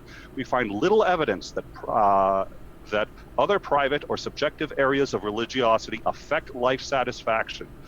That's what Lim said. So if there's something else, I'm more than welcome to hear it, but there is another one of these studies that actually did account for other social engagements and found that church was less. So if Lim found that it was more, great. But there's one here that found that it was less, and Lim certainly doesn't seem to support, at a minimum, the conclusions that have been drawn in this discussion. Gotcha. Next up, we've got scientist Mel said, some of the worst, in caps, people I have known are Christians. So my guess is that's for SJ. Thanks, scientist Mel. Okay, that's all right. It was short and pithy. All right. Of Flamio, I hope I'm pronouncing that right, said, do your backups. I think they're referring to SJ's your computer crash. Sorry to hear about that, SJ. And Movie Theory said 2015 meta-analysis in all caps said, quote, in general, studies have shown that religious spiritual interventions decreased stress and depression, end quote. Nick cherry picks in bold letters. Did they give the study? Well, I've been quoting the studies directly, so if somebody thinks I've been cherry picking, great. I can make this available to. We will put this up on the Codex, and if you think I'm cherry picking, great. But I actually I put it up here so that people could see it, and hopefully they're recording it and they can see it, and I will put it up as is on the Codex. The only concerns I have is that it's all sort of notes. It's not necessarily easy to read. But I will put this up on the Codex within the next 24 hours. Gotcha. And then that is linked in the description, by the way. I didn't have it linked in the first few minutes of the debate, but I got it in there, so just so everybody knows, you can access that in the description box below. Next up, scientist Mel. She said, Cambridge study had 8,000 people showing no link with religion helping depression, 2013. That is correct. SJ? No comment. The thing is, there are a lot of studies out there, and I think that's why we like to find the meta-analytic studies that summarize the results of numerous studies. Those are the best ones to rely on, because findings sometimes are as Nick actually rightly pointed out, a lot of times the findings might be skewed in some way towards the biases of the people conducting the studies. So unless we have replication and meta-analytic studies, sometimes we don't have results that should be necessarily generalized. We'll put up the results of that study too. I know the study she's talking about, and it actually explicitly explains why a number of the previous meta studies Forgive me, I just want to make sure that we get to as many. Joe the Graphics Guy said, SJ, do you believe that evolution and climate change are facts? If you don't think they are facts, is it because of your religion? No, actually, I am, as far as climate change, I teach my students that the sea levels are absolutely rising, and a lot of it's human caused. And so I actually use the example of Kiribati in the South Pacific, that is an island system of a number of atolls that are going under because of rising tides. And so climate change absolutely is a fact, and we're contributing to the atmosphere in negative ways. And the sheer size of the population and the levels of methane and other sorts of gases here in the world have actually contributed significantly to the melting sea caps. So yeah, I support any studies that are looking at climate change and any initiatives that are out there to get rid of climate change. One thing I don't support, though, is exactly what Alexandria Ocasio has come up with, because Cortez is come up with, because the idea that everyone's going to stop flying and start taking trains, and we're going to be able to retrofit every single building in the United States, is extremely expensive at a price tag, including her other green initiatives of $93 trillion. So no, I don't. I think we need to be aware of climate change, but we should also understand that we can't save the world and get rid of some of the things that are going on out there. As far as evolution, I don't know a theist who doesn't support what they call is evolution of adaptive, species adapt to their environments over time, and species sometimes get separated, and then perhaps a new species forms after a certain number of years. The issue with evolution is, I think when you look into it really closely, is you realize we don't fully understand very much about our origins. There's a lot of theories out there, but evolution doesn't give us a great explanation of our origins. And the sheer amount of time that it would take for us to evolve from what they propose as far as a single cell is beyond that which the Earth has been present. So, gotcha. Next up, thanks so much. We are through the super chats. Thanks for your patience. We are working on, by the way, people have brought it up. Sometimes it's like, well, if we put the super chats at the front, sometimes we don't get through. Pretty much most of the time, we don't get through as many questions that are not super chats. We're trying to work on how to figure out how to balance that out. So we got a week until our next debate after today, and we'll be thinking about a plan. So Salem Coop has a question, and debaters, if you're okay, I'm willing to go longer if you're okay with it, but I want to respect your time. And so on a scale of 1 to 10, how okay are you with us continuing in 2 more questions? 8. I'm fine. Okay, thanks for your patience, and we'll try to go quick. So Salem Coop asks, Modern Day Debate, what are some good books both of them would suggest? Is there a book about anything in particular? Or? Actually, let me show you this book.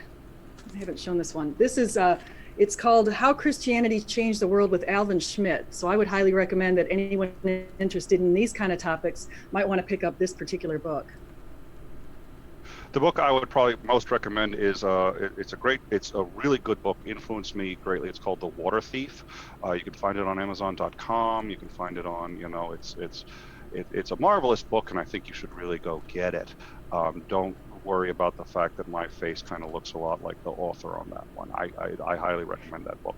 But when I'm not being silly, one of my favorite books in the world is Lord of the Flies, but if we're talking about specifically in 1984, if we're talking about topics relating to this, anything by Hitchens and Harris, I highly recommend. Gotcha. Thanks so much. SJ? Well, I'll add a couple other books. I strongly recommend C.S. Lewis's book, Mere Christianity. That to me was a game changer. It went from I went from a sort of a non-believing, very weak Christian to a very strong Christian just starting from reading that book. I'd also recommend anything by William Lane Craig. He's an amazing author. Anything by Gary Habermas, another great one out there. Mike Licona, Nancy Pearcey. I just interviewed a few of them on my channel. Hugh Ross, another great writer. So I would definitely give credit for those. Gotcha. Thanks so much. Next up, Jen with an N ask S.A. what is the difference between sacrifices to other gods and the biblical God telling people to kill whole tribes? I think sacrifices to other gods, and I think that Jen's probably making reference to some of the stuff in the Old Testament, and so. Like, for example, with the Canaanites. So there was a Canaanite population that basically was doing a number of egregious things, including sacrificing their children and that sort of thing. And God gave them warning that the Israelites were to go into Canaan. And if anyone happened to be left in Canaan, that they would basically fight them. And so it's very likely the Canaanites took the women and children out of Canaan and retained the warriors who wanted to fight against the Israelites when they showed up. So the Israelites, when they went into Canaan, they were told that this land belonged to them, and so they basically fought Canaan and took the land away. Gotcha. Thanks so much. Next up, Iron Charioteer. For SJ, do you feel Christianity and religion is under attack? If so, why? Yeah, I think we have evidence around the world that there's a lot of persecution going on, especially in places that are Muslim. For example, we've got Egypt, where we had the Coptic Christians who were all out on the beach, and many of you probably saw that, where they were beheaded on television. It was awful. We also see what's going on in churches and synagogues and mosques. all around the world. We actually have a lot of people going in and gunning down innocents inside of these religious institutions. So it's actually pretty awful. And it's not just Christianity. We're seeing it. We saw it in New Zealand, for example, with mosques. So we're even seeing it there. Gotcha. Thanks so much. And then next up, Tyler Durden asks, question for SJ, where are the property rights mentioned in the Constitution?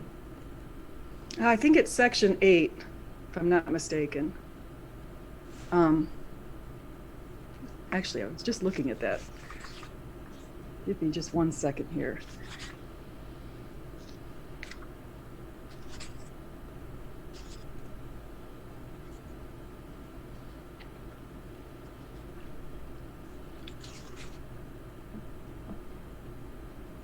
Well, while you talk, actually, let me look for that, but you guys can move on to another question, but I'm going to find the exact section because I was just reading that a few minutes ago, so I should remember that.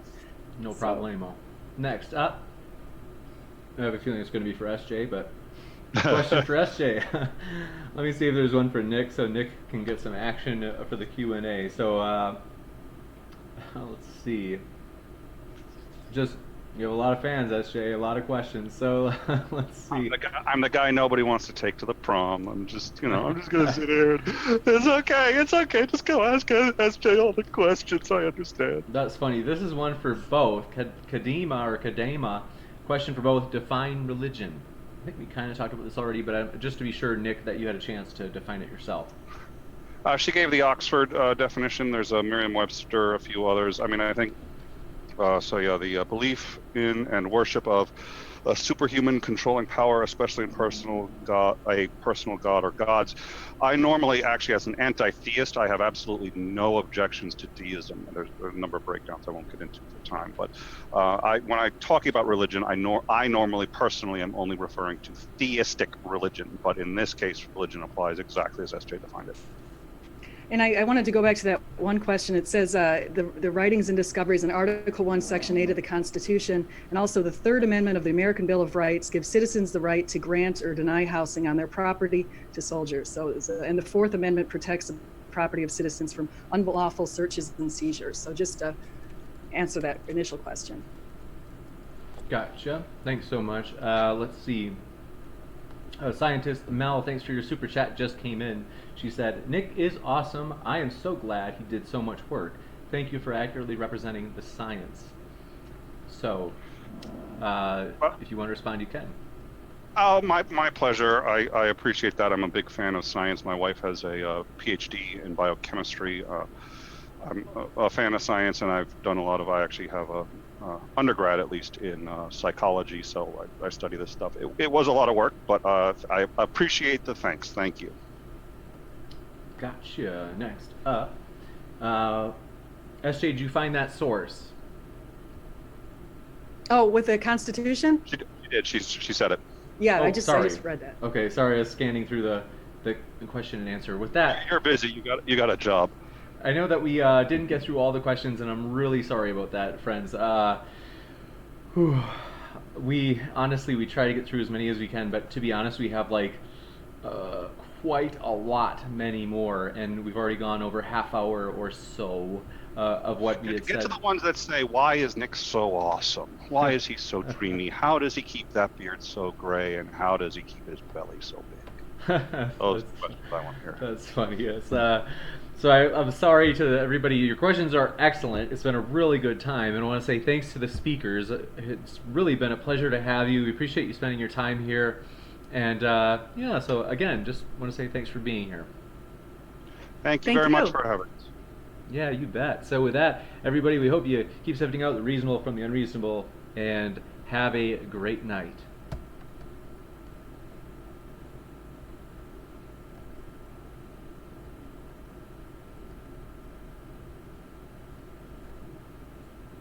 Thank you. Are you guys there?